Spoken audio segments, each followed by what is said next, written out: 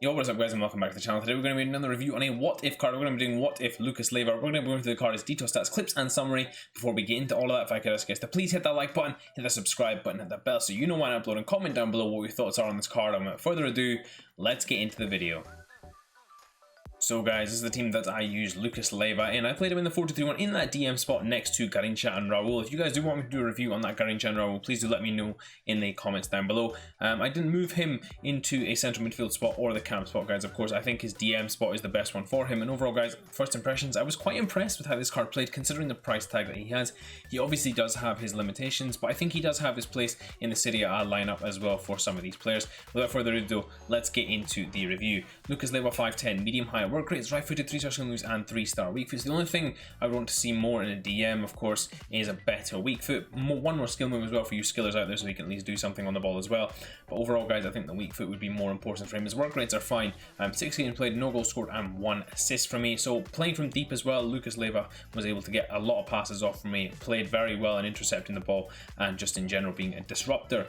In terms of the details, guys, I put an anchor on him to boost his defensive, his physical and his pace, just to give him an overall rounding of his defensive game. I could have given him something to do with passing and dribbling as well, because I do think he needs that a little as well. But overall, guys, I think this card is pretty well rounded in terms of that, and just needs a bit of a boost to his defensive game to really help him elevate a little bit. Of course, with the boost, I think his chemistry style could change, but that's what I went with in the beginning. In terms of the key pros, guys, the pros of this card: 90 aggression, 85 strength, 87 stamina, 87 jumping. Straight off the bat, his physical is phenomenal. And the same goes for his defending. Now, usually, guys, in these stat categories, you have a couple which are weaker and a couple which are stronger, and that kind of averages out to give you a good level. In the case of Lucas Leiva, all of these stats in the physical and defending are good level stats, and with a boost, they will become excellent level stats. In general, he's a pretty decent player when defending the ball and helping out in the defensive side of the game. His short passing and long passing, very good as well, and very usable in pinging the ball around and playing the little 1-2s around the corner and things like that. In terms of the cons, guys, I would say the agility is a little lower than what is suggested here. It says 82 here.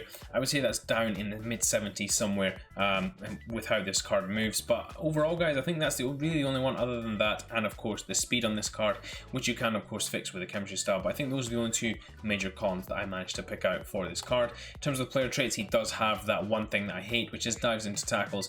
Overall, guys, I think it's not such a bad thing. He didn't really commit too many fouls for me, but it did happen a couple of times where he was just flying about into tackles, and it was a little annoying. Without further ado, though, we're going to get into some of the clips that I got with him. So guys, getting into some of Lucas Leiva's clips, and what you guys are going to see here is the general defensive play which he has such a good level of. In general, guys, I would say that this guy plays so much like a disruptor, very similar in fact to the second informed Delaney in the way that he plays, just by being in the right place at the right time, intercepting the ball, getting his foot on the ball to stop passing lanes. Just in general, guys, he's a real nuisance in midfield for the opponent, and stuff like that where he just picks up the ball and it turns the attack so quickly. It turns it from defense to attack so quickly, and that's what makes it so much fun to use this card, is that this card is only, or will only be, just above 100k, and I think less. I think down to 80, 85k, and what you get for this card is a pretty decent defensive midfielder, someone who's capable of doing all the dirty work in midfield, winning the ball back and getting you going on the attack once again. Now, guys, we are going to discuss the positives around his defending, of course, but I want to also discuss something else which was a big factor for me for this card. And it's a really big negative, and it's to do with the fact that he has an absolutely crazy desire to get forward and attack. And I don't understand what the card is doing half the time, but when you play short passes out of midfield, he has this amazing urge to just sprint forward and start playing passes. And this isn't a forced 1-2 pass that I'm making with him, guys.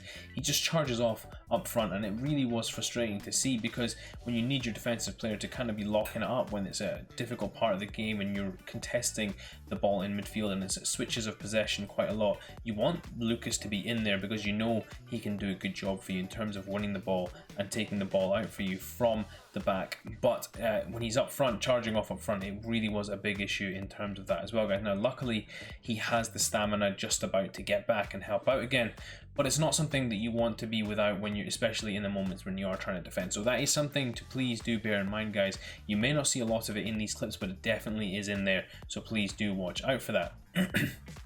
Now guys, we'll just talk more about his defending and passing range, and I think both of those are absolutely fantastic. He's really clean in the tackle, really powerful in the tackle. In some cases, he absolutely floored people with his tackling as well.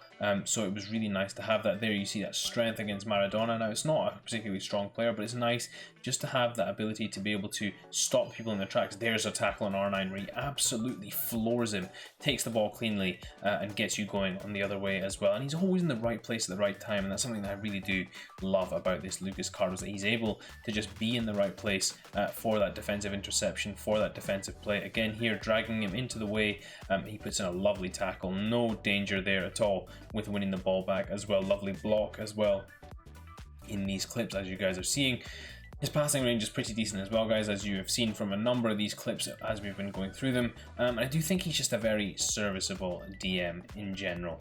Getting into this final clip again, guys, you're just going to see more of the same, and it really is summarizes what this card is all about: defensive solidity, capability, as well as that ability to be able to drive forward, play the passes. Here again, a lovely 1-2.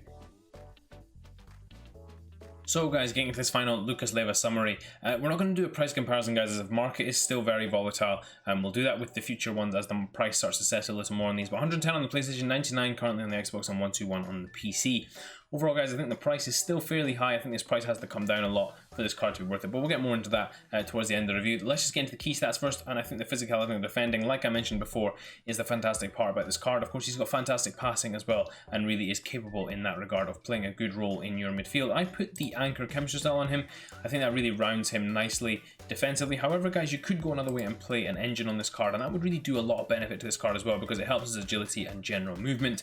I think that he does feel slightly stiff in game, so this would certainly help in terms of getting rid of that and giving him a greater ability to control the game. I do think that as a disruptor, as you guys saw in the clips, he's very good and very good at getting in the way and being a nuisance in that midfield. But I think if you help him a little more in this regard as well, he'll be even better in that way.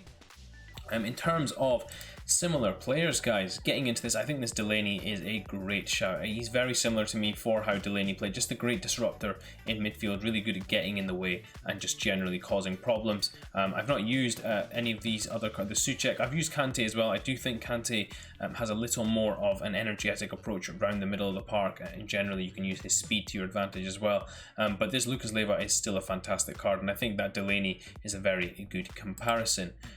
In terms of the linkability, guys, you've of course got perfect links to Luis Felipe and Andreas Pereira. However, if we go to the strong links, we have, of course, Brazilian icons. Getting further in, we've got Ciro Immobile, Lazio card, Sergei Milinkovic-Savic's informed cards as well are all in there. Alexandro, Bruno Perez, Luis Alberto's cards as well. So all really nice cards you can link in there as well with this card.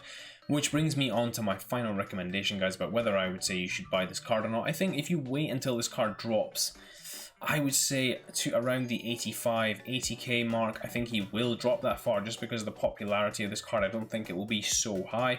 And he's not that meta a player, guys. He's a very good player, but I don't think he's worth 110k. I do think this has still got to drop a lot more. Very similar, I think, in sort of price range to that Pierre Lesmelu from last week. So do wait for that price to drop. But once it does, this is a serviceable player in your team. Of course, with the upgrade, he'll be a very good defensive midfielder if they manage to get those 6 goals. And I do think that this and they do have a top striker in Ciro Immobile, so it's definitely possible. However, guys, I wouldn't be saying go out and buy this player for your team to build your team around him. I think he's just a very good part of your team that you can put in and will link in very nicely to the players that you already have if you have, say, a Serie A team or a Brazilian team as well. He offers that nice balance as well. The one thing I would say as well, guys, to be aware of with this card is those crazy runs forwards that he makes. You need to put the right instructions on him. Make sure he stays back if you want him to play that more protectionist role in your team as well. Hope you guys did enjoy this review. If you did, please do smash that like button. Until next time, I will see you all in a bit.